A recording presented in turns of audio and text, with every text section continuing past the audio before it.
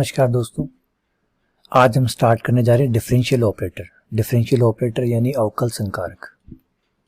अवकल संकारक, इसमें कई चीज़ें हम पढ़ेंगे, नई नई चीज़ें सीखेंगे, लेकिन उससे पहले यहाँ स्टार्ट करते हैं हम आंशिक अवकलन से। इससे पहले वाला जो यूनिट हमने पढ़ा था उसमें हमने पढ़ा था कि अवकलन कैसे करते हैं, और अवकलन का मतलब पूर्ण अवकलन से था। इस बार हम सीखेंगे कि आंशिक अवकलन कैसे करते हैं। सदिशों का आंशिक अवकलन, सदिशों का आंशिक अवकलन, पार्शियल डेरिवेटिव ऑफ वेक्टर्स। ध्यान रखिएगा, रिपीट कर रहा हूं मैं, आंशिक अवकलन यानी पार्शियल डेरिवेटिव जो है वो करना सीख रहे हैं किसी सदिश फलन का।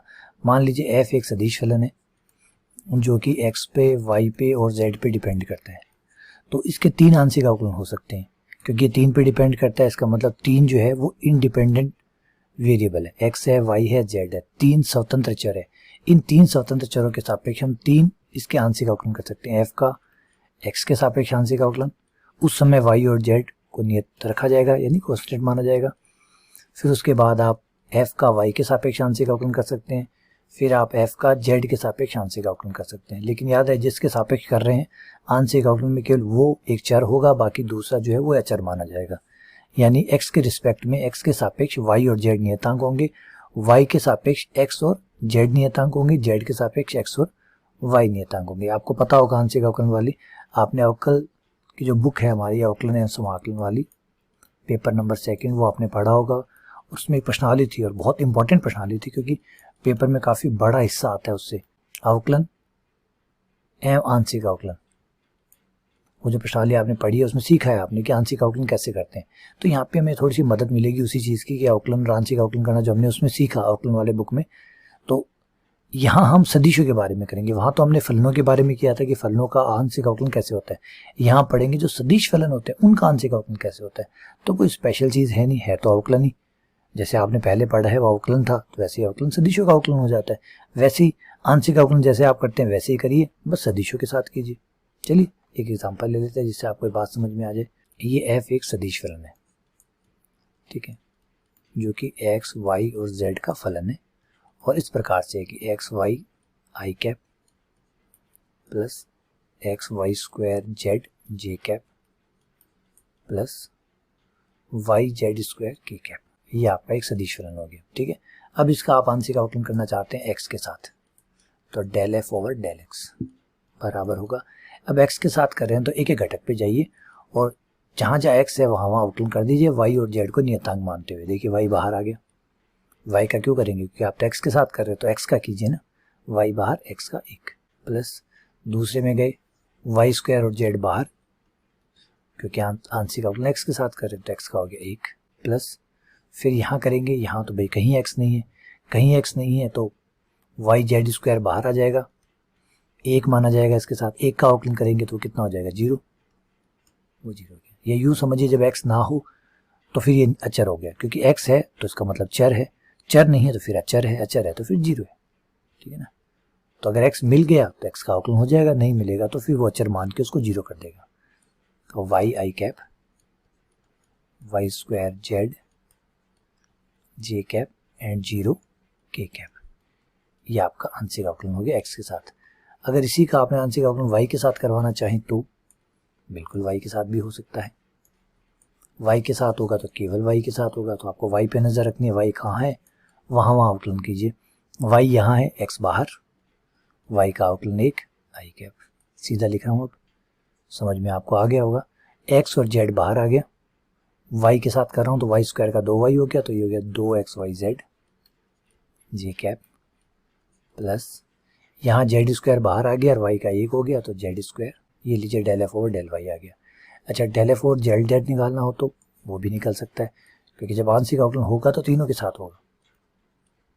Del f over del z, z के साथ कीजिए, यहाँ कहीं z नहीं है तो 0i, सबका 0 हो गया। यहाँ z है, x y स्क्वायर बाहर, z का 1 हो गया j कैप प्लस यहाँ y बाहर आ गया, z स्क्वायर का 2z हो गया, तो इसको लिख सकते हैं 2yz k कैप। ये लीजिए, ये आंशिक अवकलन हो गया। तो आंशिक अवकलन कोई मुश्किल नहीं है। आंशिक अवकलन में आप आंशिक अवकलन का मतलब यही होता है, जिन्होंने आंशिक अवकलन पढ़ी है उनके लिए तो कोई बड़ी बात नहीं है, उनको तो समझ में आ गया होगा क्या है। लेकिन जिन बच्चों ने आंशिक अवकलन नहीं पढ़ी है वो प्लीज़ थोड़ा सा ध्यान दे, दो अवकलन में फ़र्क होता है। जब आप पूर्ण अवकलन करते हैं, किसी फंक्शन का पूर्ण अवकलन करते हैं, तो इसका मतलब ये आप होता है कि आप सबका अवकलन करेंगे, आप फलन का भी करेंगे और फलन जिन जिन पे निर्भर कर रहा है उन सबका आप अवकलन करेंगे x के साथ।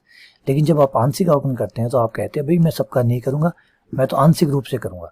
f 3 पे डिपेंड करता है, लेकिन मैं तो सिर्फ x के साथ तो x के साथ करूंगा, y है तो y का करूंगा, z है तो z का करूंगा, किसी एक विशेष का करूंगा। इसीलिए इसको पूर्ण कहा गया। पूर्ण इसलिए कहा गया ये सबका करता है, जो भी आएगा उस सबके अवकलन करेगा।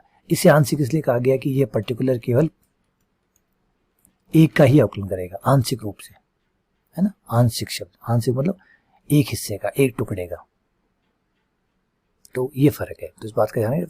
और प्रत्येक चिन्ह में भी अलग है, df ओवर dx, ये del f over del x, यानी डेल लगता है, इसे डेल पढ़ते हैं, del f over del x आंशिक अवकलन को। देखिए मैं फिर से याद दिला रहा हूँ कि जिन्होंने अवकलन पढ़ी हुई है उनके लिए तो कोई प्रॉब्लम नहीं है, लेकिन अगर कोई सीधा ही इस बुक से स्टार्ट कर रहा है, सदिश कलन से स्टार्ट कर रहा है, उसे नहीं पता है ये, तो वो जान ले कि ये पूर्ण अवकलन होता है। डी जो है वो पूर्ण अवकलन का प्रतीक होता है, डेल जो है वो आंशिक अवकलन का प्रतीक होता है। आंशिक अवकलन में आप किसी एक विशेष चर के साथ अवकलन करते हैं, बस उसी के साथ ही करते हैं, बाकी बचे हुए चरों को आप अचर मानते हैं, लेकिन यहाँ पर आप सबके साथ करते हैं, ठीक है ना। इस बात का ध्यान रखिएगा।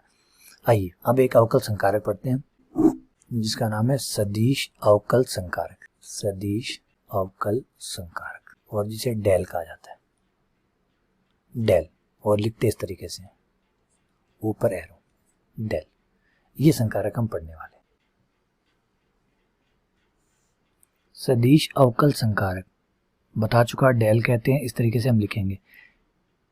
ये जो डेल होता है ये बेटा इस तरीके से होता है, डेल एक संकारक है, जैसे अवकलन होता है डी अपॉन डी एक्स, अवकलन होता है डी अपॉन डी एक्स, वैसे ये भी एक अवकलन का ही संकारक है, लेकिन ये सदिश संकारक है। इस तरीके से डिफाइन किया गया, डेल बराबर है I del upon del X plus J del upon del Y plus K del upon del Z. इस तरीके से इसे कहते हैं सदिश अवकल संकारक, vector differential operator, vector differential operator, vector differential operator. अब ये बड़ी ही धूम मचाएगा अभी आगे, ये बहुत कुछ बनाएगा, बहुत कुछ सिखाएगा हमें, तो इससे में बहुत कुछ सीखने वाले हैं इससे। तो पहले शुरुआत करते हैं हम अपने आंशिक अवकलन से। पहले तो आंशिक अवकलन से स्टार्ट करते हैं, क्योंकि ये देखिए इसमें भी आंशिक अवकलन की जरूरत पड़ने वाली है। Del upon del x, del upon del y, del upon del z, इनकी जरूरत पड़ने वाली है।